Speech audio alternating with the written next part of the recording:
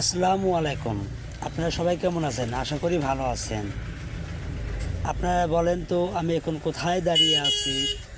আশা করি আপনারা বলতে পারবেন না। তবে আমি আপনাদেরকে বলে দিচ্ছি আমি কোথায় এখন দাঁড়িয়ে আছি। আমি এখন বর্তমানে দাঁড়িয়ে আছি একটা রাজবাড়িতে। সেই রাজবাড়িটার নাম হচ্ছে বলিহার রাজবাড়ি। নিশ্চয়ই আপনারা এখন ঘুরপাক খাচ্ছেন যে আসলে বলিহার রাজবাড়িটা কোথায় অবস্থিত। নিশ্চয়ই মনের ভিতর ঘুরপাক খাচ্ছে যে কখন দেখতে যাব, কোন টাইমে, কিভাবে এই জায়গাতে যেতে পারবো। আপনাদের কোনো চিন্তার কারণ নেই, আমি সম্পূর্ণ ভিডিওটা আপনাদের মাঝে দেখাবো এবং বলে দেব কিভাবে এখানে আসতে পারবেন। আপনারা যারা ঢাকার বাইরে থেকে আসবেন তারা অবশ্যই প্রথমে বগুড়াতে আসতে হবে। বগুড়া থেকে আপনাদের নওগাঁ জেলাতে আসতে হবে।